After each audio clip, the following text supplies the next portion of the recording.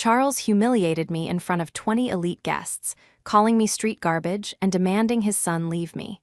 He didn't know I secretly owned the debt propping up his entire empire, so I made one call and destroyed him. Before we continue today's story, we have an urgent announcement to make. Due to technical issues, we are pivoting towards another channel. Please subscribe to our new channel, Kin and Karma. You can find the link in the video description, the pinned comment, and the collaboration tag on this video. Make sure to switch over now so you don't miss out. Thank you for your support. Now back to the story. The fever had been raging for 3 days, a relentless, burning ache that settled deep into my bones and made every breath feel like drawing glass into my lungs. My doctor had diagnosed it as a severe respiratory infection, explicitly ordering me to stay in bed, hydrate, and absolutely avoid any stress. My modest apartment, usually my sanctuary, felt like a cramped, overheated prison. The blinds were drawn tight against the afternoon sun, casting long, dusty shadows across the hardwood floor. A half-empty mug of cooling ginger tea sat on the nightstand next to a mountain of crumpled tissues and a bottle of antibiotics. I shivered, pulling the heavy duvet up to my chin, staring blankly at the ceiling. I was physically exhausted, but my mind was spinning. I needed Ezekiel. I had texted him hours ago, a simple, pleading message. Fever spiked again. Can you come over? Need you. For 3 years, Ezekiel and I had been building a life together. We had talked about the future, about marriage, about escaping the overwhelming, suffocating shadow of his father, Charles. Ezekiel had always promised me that we were a team. But as the hours ticked by in the silent, oppressive heat of my bedroom, that promise felt incredibly hollow. Finally, the sharp, jarring ring of my phone shattered the quiet. I fumbled for it, knocking the pill bottle over in my haste. It was Ezekiel. "Zeke," I rasped, my voice barely more than a dry whisper. "Where are you?" "I feel terrible." There was a long, heavy pause on the other end of the line. When he finally spoke, his voice didn't have the warm, comforting tone I desperately needed. It was tight, formal, and rushed. "Mia, I can't make it over tonight. I'm still at the office." "The office?" I coughed, the sound tearing at my throat. "It's 8 o'clock. You said you were wrapping up at 5. Zeke, I can barely stand up." I know, he sighed, and I could hear the faint, underlying edge of irritation in his tone. But my father called a last-minute strategy meeting. The quarterlies are down again, and he's completely spiraling. I have to be here to manage him. You know how he gets. "But I'm sick," I whispered, a cold dread beginning to pool in my stomach, competing with the heat of the fever. "I just need you for an hour." "Mia, please, don't make this harder than it has to be," Ezekiel said, his voice hardening. "This is my family's legacy. My father is under an immense amount of pressure right now, which actually brings up something we need to talk about." I swallowed painfully. "Talk about what?" "The dinner party this Friday," he said. The hesitation was back, but it was replaced quickly by a rehearsed cadence. "My father is hosting the regional directors. It's a very big deal, and he said that if you are going to attend as my partner, he needs some assurances." "Assurances?" I echoed, my brain struggling to process the word through the fog of my illness. "What does that mean, Ezekiel?" He had the legal team draft a sort of preliminary disclosure agreement, Ezekiel mumbled. "It's just standard procedure, Mia, given your background and, well, given the disparity in our financial situations. He just wants to make sure that his assets, the family assets, are insulated from any liabilities. He wants you to sign a document stating you have no legal claim to any of his wealth before you sit at his table." The room seemed to spin. I sat up slowly, clutching the blanket, my heart hammering against my ribs. "He wants me to sign a prenuptial agreement before we are even engaged, just to attend a dinner party." "It's not a prenup." Ezekiel snapped, clearly defensive now. "It's just a safeguard. You know how protective he is. You know you don't come from money, Mia. He just needs to know you aren't after the company. And honestly, considering how much you've been complaining about my hours lately, I can't entirely blame him for wanting to protect our interests." The silence that followed was deafening. The man I loved, the man I had supported, was not only abandoning me when I was physically vulnerable, but he was actively adopting his father's toxic, elitist paranoia. He was looking at me not as his partner, but as a potential liability, a parasite. "You agree with him," I said, the words falling like lead weights. "I just think it's the easiest way to keep the peace," Ezekiel replied coldly. "I'll have Serenity drop the paperwork off tomorrow. Just sign it, Mia. Get some sleep." He hung up. The dial tone buzzed in the quiet room. I lowered the phone, staring at the blank screen as the first tears finally broke past my eyelashes, hot and stinging against my flushed cheeks. I had given this man my heart, my patience, and my absolute loyalty, and at the first sign of pressure from his father, he had offered me up as a sacrifice to Charles's ego. The betrayal was worse than the diagnosis itself. The next morning did not bring relief. The fever had broken slightly, leaving me hollowed out, trembling, and utterly exhausted. I managed to drag myself to the kitchen to pour a glass of water, my reflection in the microwave door revealing pale, drawn skin and dark, bruised-looking circles under my eyes. The physical illness, however, was nothing compared to the sharp, twisting agony in my chest. Ezekiel's words echoed relentlessly in my mind. "You don't come from money. Standard procedure. Keep the peace." I was sitting at the small kitchen island, wrapping my cold hands around a mug of hot water, when the sharp, staccato rap at my door startled me. It wasn't a friendly knock, it was impatient and authoritative. I pulled my thick robe tighter around myself and shuffled to the door, checking the peephole. It was Serenity, Ezekiel's older sister. I took a deep, steadying breath and unlocked the door. Serenity swept into the apartment without waiting for an invitation, bringing with her an overwhelming wave of expensive, cloying perfume that instantly made my stomach churn. She was dressed impeccably, as always, a tailored designer coat draped over her shoulders, a silk blouse, and a handbag that cost more than my car. "God, Mia, it smells like a hospital ward in here," Serenity declared, her nose wrinkling as she surveyed my small, uncluttered living room with undisguised disdain. "Ezekiel said you were under the weather, but I didn't realize you were practically on your deathbed." "Hello, Serenity," I said, my voice raspy. "I have a severe infection. What are you doing here?" She ignored my question, walking over to my small bookcase and dragging a manicured finger along the wood, checking for dust. "I really don't understand how you live in such a compact space. It must be so suffocating. I suppose you're used to it, though, given your upbringing." I tightened my grip on the door handle. Serenity, much like Charles, never missed an opportunity to remind me of my supposedly inferior status. They saw my modest lifestyle as proof of poverty, a lack of ambition, and a lack of pedigree. They saw a woman who shopped at regular grocery stores, who drove a 5-year-old sedan, and who rarely spoke about her career. "Ezekiel mentioned you were bringing something," I said, cutting straight to the point, unwilling to endure her thinly veiled insults any longer than necessary.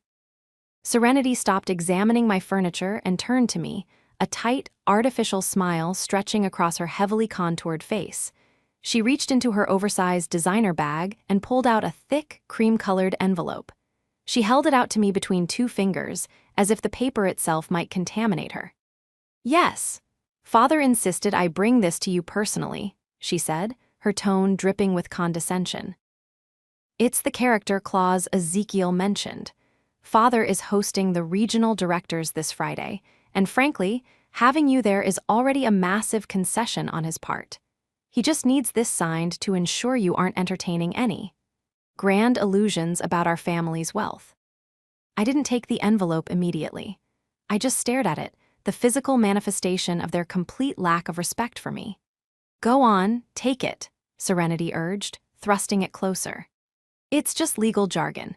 It basically says you understand that any gifts or access to our lifestyle are purely at Father's discretion, and you waive any right to claim palimony or pursue our assets should your little arrangement with my brother come to an end. It's for your own good, really. It manages expectations." I slowly reached out and took the envelope. It felt heavy, loaded with arrogance and cruelty. "And Ezekiel is perfectly fine with this?" I asked softly, Serenity let out a short, sharp laugh.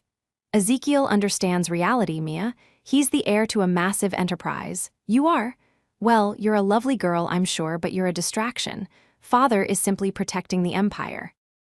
She turned toward the door, clearly eager to escape my apartment. Have it signed by tomorrow. I'll send a courier. And do try to look presentable on Friday. Father's guests expect a certain standard.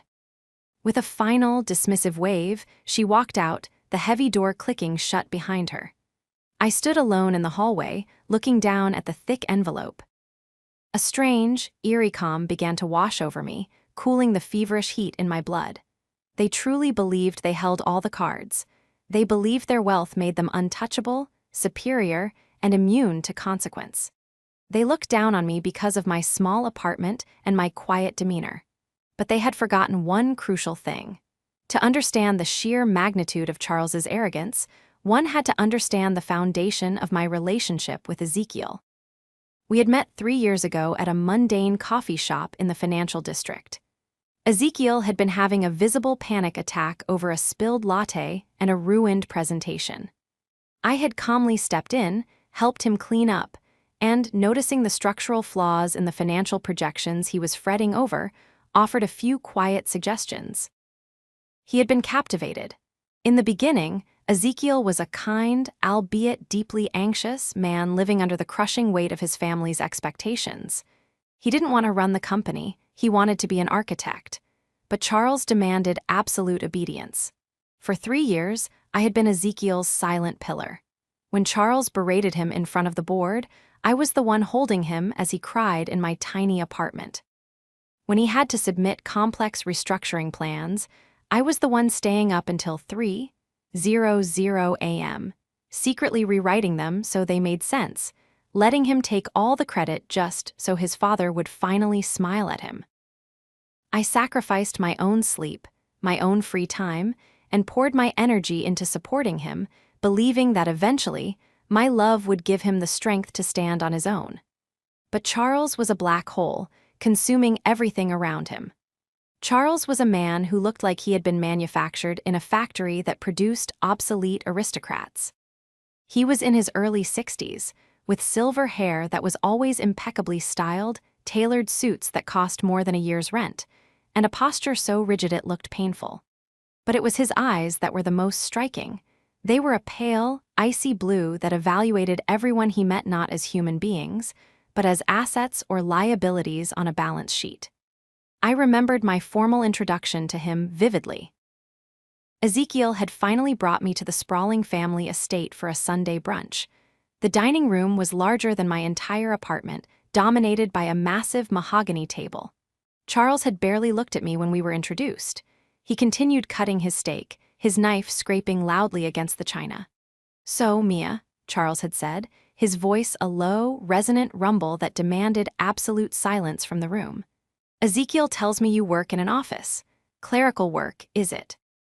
"I work in finance, sir," I had replied politely.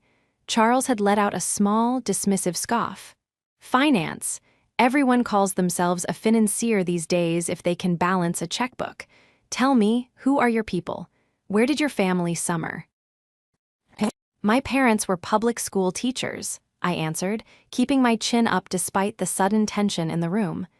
"We didn't summer anywhere, we worked." Charles had finally stopped cutting his meat. He looked up, his icy eyes locking onto mine, a look of profound distaste crossing his features. "I see, nobility in labor and all that nonsense. Well, I suppose someone has to do the drudgery." He had turned his attention back to his meal, completely dismissing me from existence. From that day forward, Charles made it his personal mission to remind me of my place. He would purposefully mispronounce my name.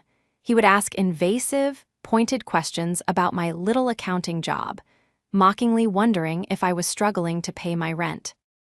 He constantly paraded wealthy, well-connected women in front of Ezekiel at family events, loudly wishing his son would find someone with proper breeding.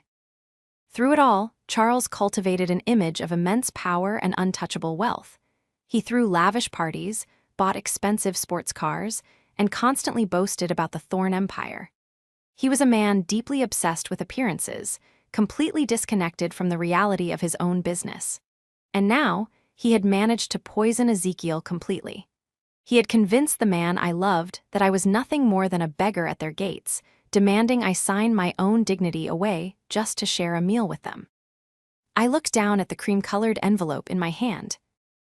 The sadness that had been crushing my chest began to harden, crystallizing into something entirely different.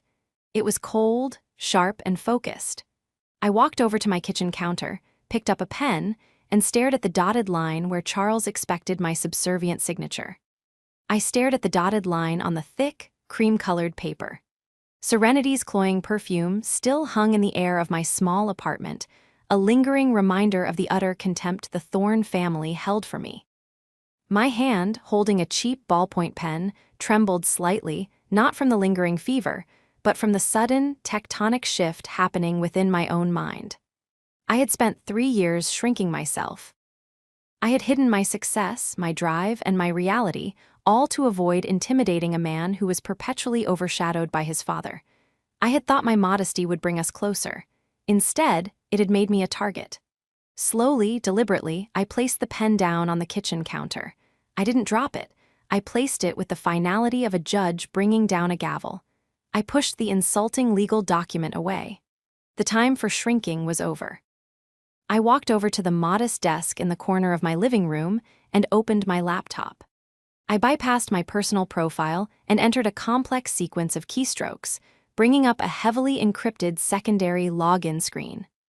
I retrieved a physical security key from a hidden compartment in the desk drawer, inserted it, and typed in a 20-character password. The screen shifted, the stark, minimalist interface of Vance Holdings loading instantly. The Thorne family, with all their snobbery and desperate clinging to high society, operated under a massive, fundamental delusion. They believed I was a low-level accountant, a pencil pusher scraping by in a cramped apartment. They didn't know that my little accounting job was actually managing my own private equity firm. I specialized in distressed assets, corporate turnarounds, and quiet, aggressive acquisitions. I had built a billion-dollar portfolio by identifying failing, bloated companies, buying their debt for pennies on the dollar, and either restructuring them or liquidating their assets. I preferred anonymity. I didn't need my name on buildings. I needed control. And I had absolute control over Thorne Industries. I pulled up the master file for Charles's so-called empire. The numbers painted a catastrophic picture. Thorne Industries was functionally bankrupt. They hadn't turned a legitimate profit in 4 years. Charles's obsession with maintaining his lavish lifestyle, the estate, the cars, the extravagant parties, had drained the company's operating capital. 18 months ago, they had been on the verge of total collapse. No reputable bank would touch them. Because I loved Ezekiel, because I couldn't bear to watch him lose his family's legacy, I had quietly intervened. Using a series of shell companies, Vance Holdings had stepped in as an anonymous angel investor, providing a massive $150 million mezzanine debt facility to keep Thorne Industries afloat. I had written the terms myself. They were generous, but they included strict covenants regarding executive compensation and asset management. Charles had violated every single one of them. I picked up my phone and dialed David, my lead general counsel and the only person who knew the full extent of my involvement with the Thornes. He answered on the second ring. "Mia," David's sharp, professional voice came through the speaker. "I wasn't expecting to hear from you. I thought you were strictly on bed rest fighting off that infection." "The infection is clearing, David," I said, my voice steady, the raspy weakness completely gone. "But I need you to initiate a new protocol. Pull the master file on the Thorne Industries debt facility." I heard the rapid clicking of a keyboard on his end. "Pulled. What are we looking at? Has Charles Thorne managed to sink the ship entirely?" "He's certainly trying," I replied, staring at the screen.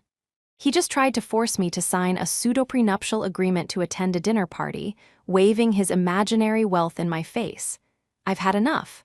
I want you to audit his recent expenditures. Look for any breach of covenant. I want to know exactly how he's funding this massive dinner party on Friday."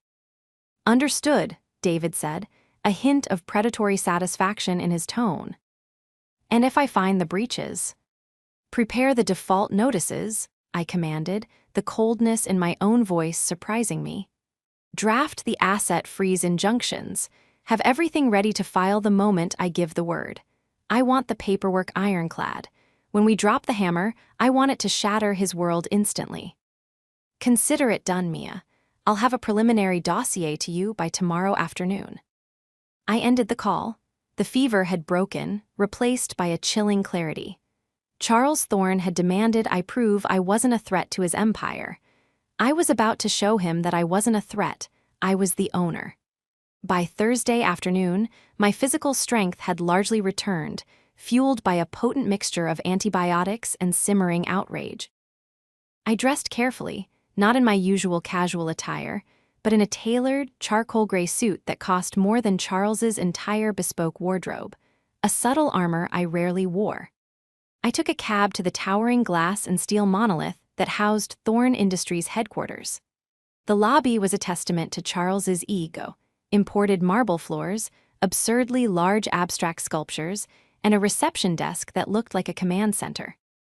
I bypassed the front desk entirely, ignoring the receptionist's indignant calls, and swiped myself into the executive elevator using a master access card I technically wasn't supposed to possess, but which Vance Holdings required as a condition of the debt. I strode past Charles's startled executive assistant and opened the heavy mahogany door to his corner office without knocking. Charles was sitting behind a desk the size of a small boat, dictating something into a silver recorder. He looked up, his icy blue eyes widening in genuine shock before narrowing into a glare of absolute fury. "What is the meaning of this?" he barked, slamming the recorder down. "How did you get past security? This is a private office, young lady." "We need to talk, Charles," I said calmly, stepping fully into the room and letting the door click shut behind me. I didn't take a seat. I stood near the center of his opulent, ridiculous office, holding the cream-colored envelope Serenity had delivered. "We have absolutely nothing to discuss unless it involves you handing over that signed document," Charles sneered, gesturing dismissively toward the envelope in my hand. "And even then, your presence here is a gross violation of protocol. Ezekiel is not here, so you have no reason to be." "I'm not here for Ezekiel," I replied. I held up the envelope. "I'm here to return this, unsigned." I tossed it onto his immaculate desk. It landed with a soft, dismissive thud against his leather blotter. Charles stared at the envelope, a dark, ugly red flush creeping up his neck. The mask of the polished aristocrat slipped, revealing the vicious, petty tyrant beneath. He stood up slowly, planting his hands flat on the desk, leaning forward in an attempt to physically intimidate me. "You stupid, arrogant little girl," he hissed, his voice dropping an octave. "Do you have any idea who you are dealing with? You think because my son has a soft spot for charity cases that you have leverage here. I can crush you. I can make one phone call and ensure you never work in the city again. You will be blacklisted from every accounting firm in the state." I didn't flinch. I just looked at him, my expression completely blank. "Your threats are as empty as your balance sheets, Charles." He froze, the red flush instantly draining from his face, leaving him pale. "Excuse me." "I said your threats are empty," I repeated, my voice steady and clear. "Just like your company, I've heard the rumors, the restructuring, the desperate search for capital. I know about the failed Sterling acquisition that you thought you swept under the rug. You lost $30 million on a speculative real estate deal in a single quarter." Charles's eyes darted nervously toward the door, as if terrified someone might have overheard. He swallowed hard, his Adam's apple bobbing.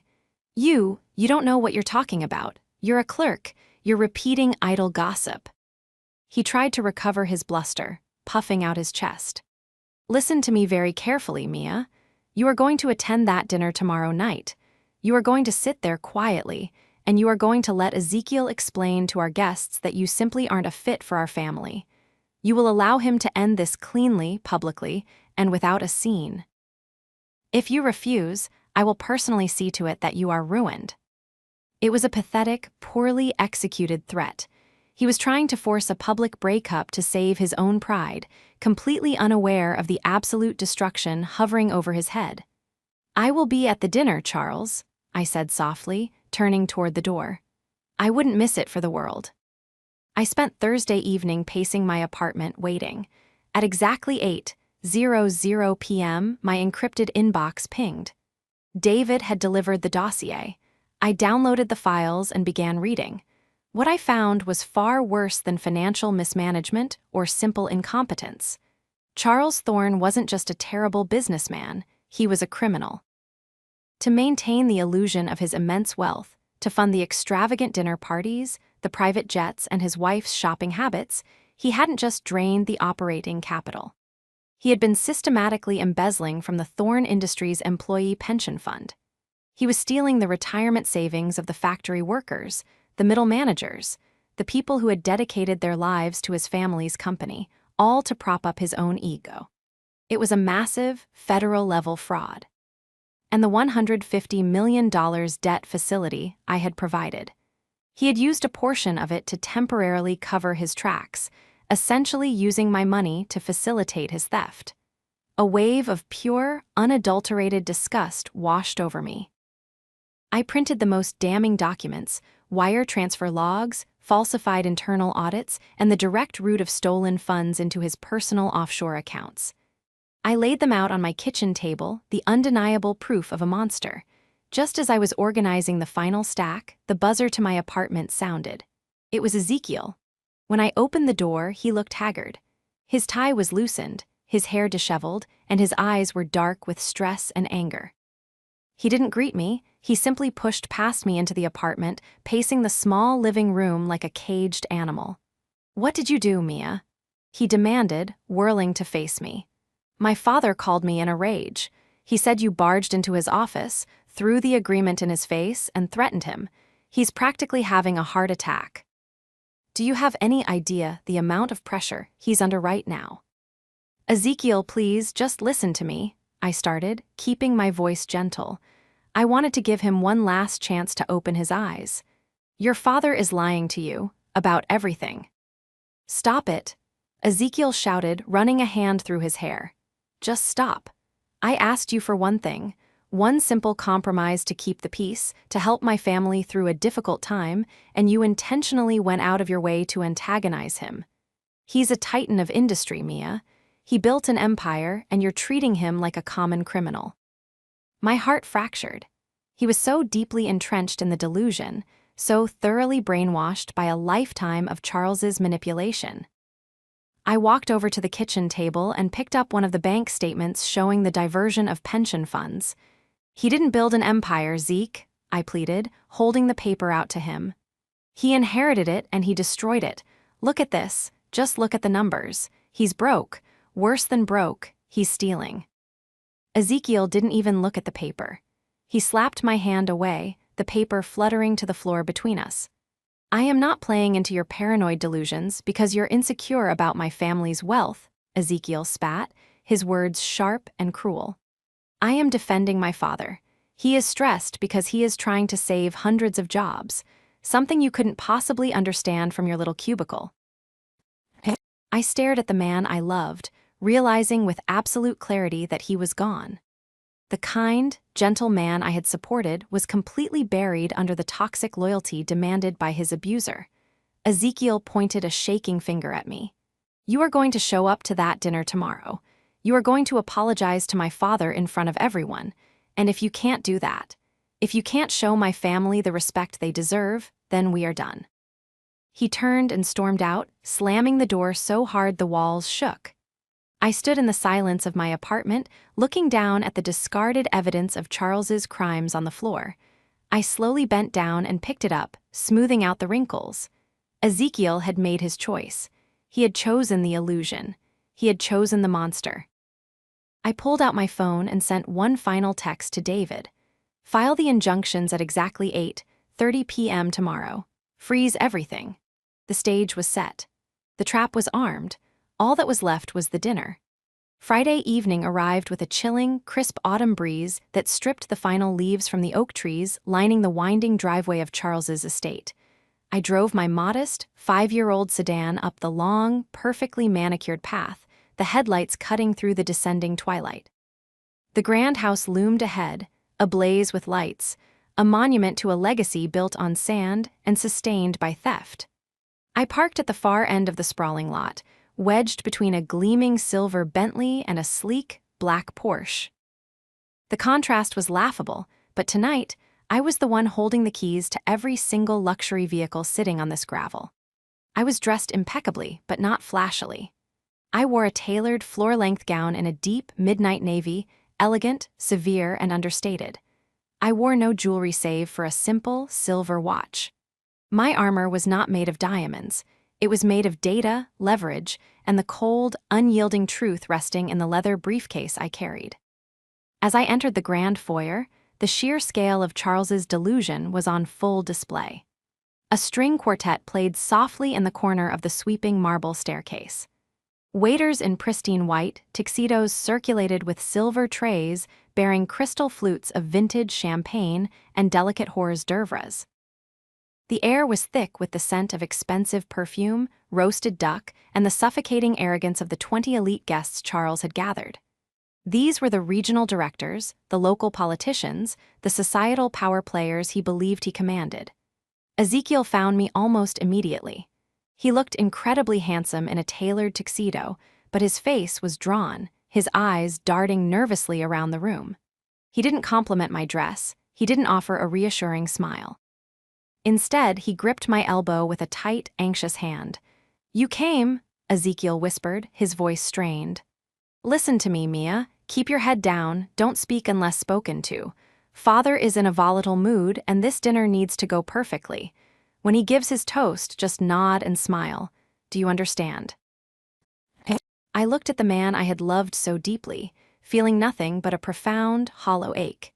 He wasn't asking for my partnership. He was demanding my submission to protect his abuser. "I understand exactly what needs to happen tonight, Ezekiel," I replied softly, pulling my arm gently but firmly from his grasp. The heavy mahogany doors to the formal dining room swung open, and the guests were ushered inside. The table was impossibly long, covered in a pristine white linen cloth and set with heavy, antique silver and delicate bone china.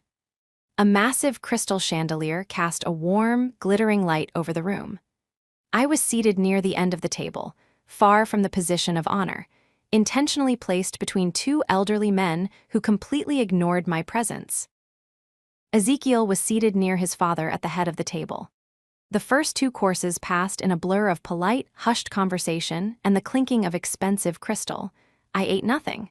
My heart was beating a slow, steady rhythm against my ribs. I checked my watch. It was 8:15 p.m., 15 minutes until David filed the injunctions. As the main course, a rich, heavy prime rib, was cleared away, Charles tapped his silver fork against his champagne flute. The sharp, clear ringing sound instantly silenced the room. 20 pairs of eyes turned toward the patriarch. Charles stood up slowly, smoothing the lapels of his jacket, a predatory, self-satisfied smile playing on his lips. "Valued friends, esteemed directors," Charles began, his deep voice carrying effortlessly across the silent room. "I gathered you all here tonight to celebrate the continued strength and legacy of our great enterprise. We have weathered storms, yes, but we remain a pillar of this community, a beacon of prosperity and unwavering standards."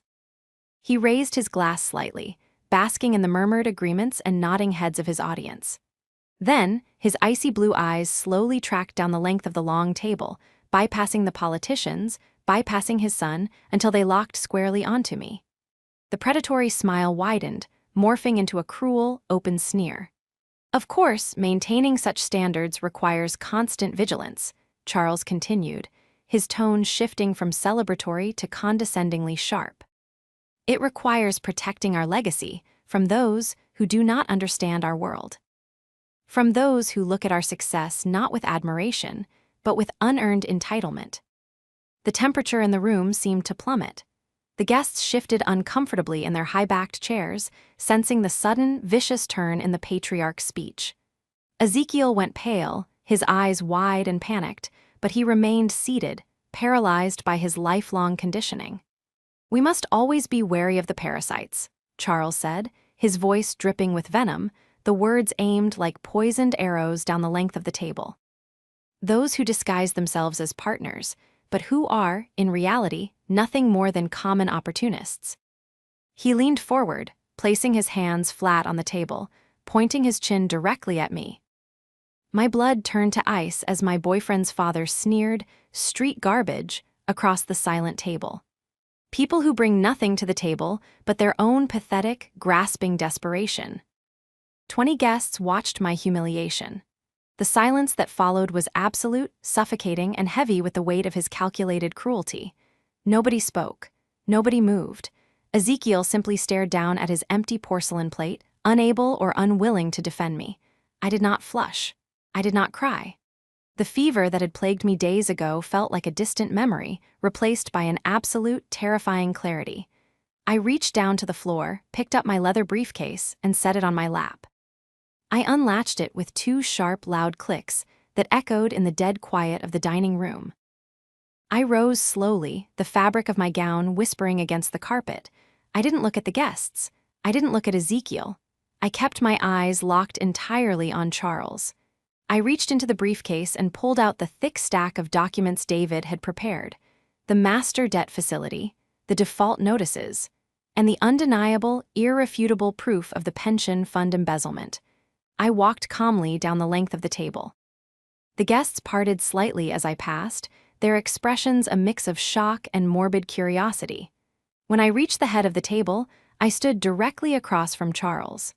His cruel smile faltered slightly, replaced by a flicker of genuine confusion. I slammed the stack of documents down onto the pristine white tablecloth, directly over his empty bread plate.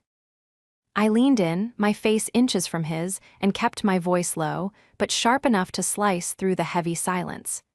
"Enjoy the meal, Charles," I whispered, making sure Ezekiel could hear every single syllable. "Because it is the last one you will ever eat on my dime. I just terminated your company's only lifeline." Charles blinked, his arrogance momentarily short-circuiting.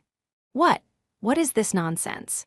He sputtered, reaching for the papers with a trembling hand. "That is the master debt facility from Vance Holdings," I said, my voice rising just enough to carry to the nearest guests. "The $150 million that has been keeping the lights on in this pathetic, hollow shell of a company for the last 18 months. I am Vance Holdings. And as of 8:30 p.m., which was exactly 2 minutes ago, you are in total catastrophic default. Your accounts are frozen. Your assets are seized." I leaned in closer, delivering the final, fatal blow. "I own your empire." Charles's face drained of all color, transforming into a sickly, terrifying shade of gray. He flipped frantically through the pages, his eyes landing on my signature at the bottom of the master contract. He opened his mouth to speak, to yell, to issue another threat, but no sound came out. I didn't stop there. I pointed to the second stack of papers.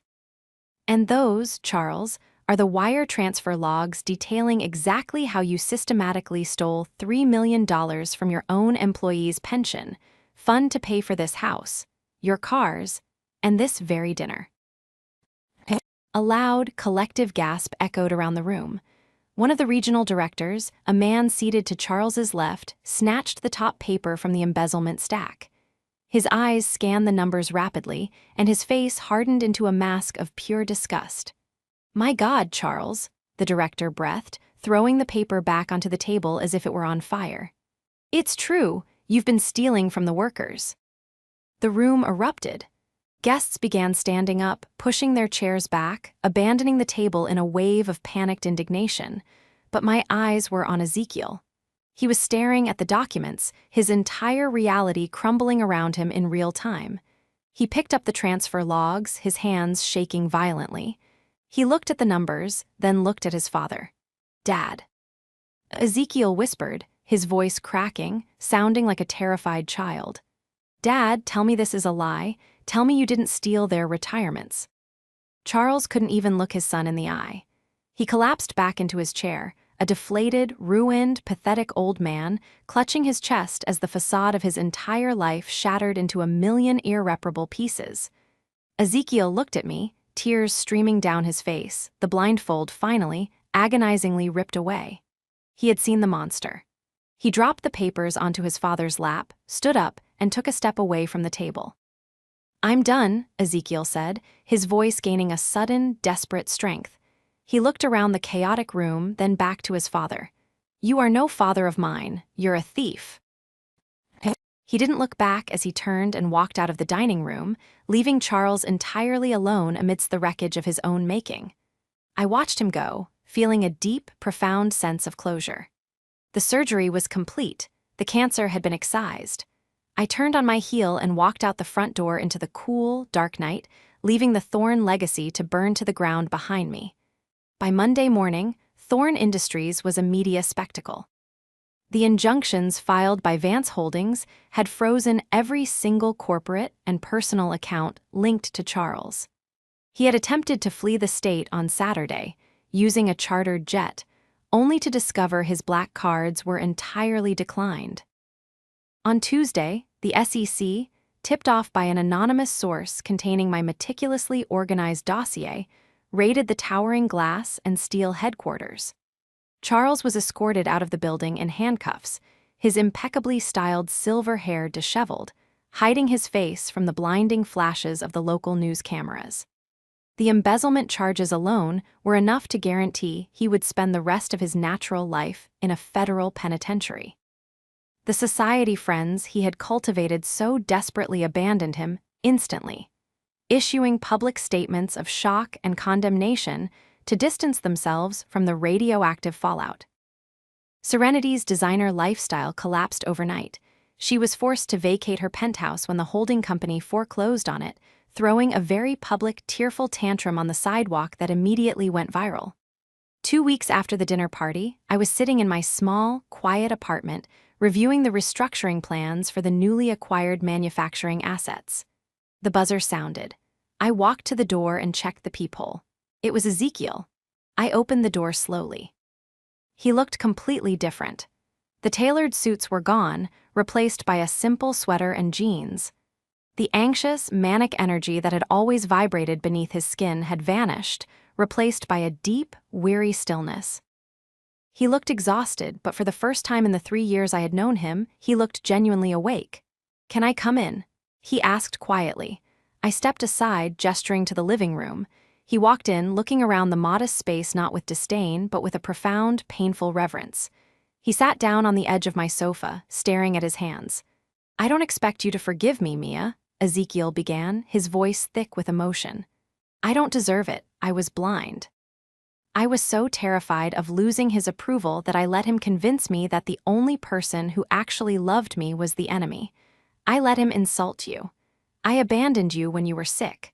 I chose his lies over your truth. He looked up at me, his eyes brimming with tears.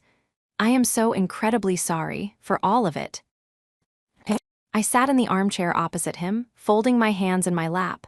I didn't feel anger anymore. I just felt a quiet, persistent peace. "You were a victim of his abuse too, Zeke," I said softly, the truth of the words hanging between us. "He conditioned you to need him, to fear him, and to defend him. But when the truth was laid out on that table, you didn't look away. You walked out. That took more strength than you know." "It doesn't excuse how I treated you," he whispered, wiping a tear from his cheek. "No, it doesn't," I agreed gently. "But it explains it. I loved you, Ezekiel. I wanted to build a life with you. But I can't build a life with someone who doesn't see my worth without a bank statement to prove it." "I see it now," he pleaded, leaning forward. "I see everything. I'm starting over, Mia. I've applied for an architecture firm downtown, an entry-level drafting position. No trust fund, no legacy, just me." A small, genuine smile touched my lips. "I think you're going to make a wonderful architect." We talked for hours that evening. It wasn't a conversation of rekindled romance, but one of deep, necessary healing. We unraveled the knots of the past 3 years, crying together over the pain and acknowledging the impossible damage that had been done. When he finally stood up to leave, the heavy, suffocating weight of the Thorne family legacy was no longer crushing him. He looked lighter. As he walked out the door, we hugged. A long, tight embrace of two people who had survived a shipwreck and were finally swimming to separate shores. The next morning, I arrived at the Vance Holdings executive office. I sat behind my desk, overlooking the city skyline. I opened the master file for the newly restructured company. My first official act as the sole owner was to fully reimburse the employee pension fund, with interest, using the liquidated assets from Charles's personal estate. The workers would retire safely. Ezekiel was finally free to build his own life. And I sat in the quiet hum of my office, a woman who had refused to be treated as street garbage, holding the undisputed keys to the kingdom.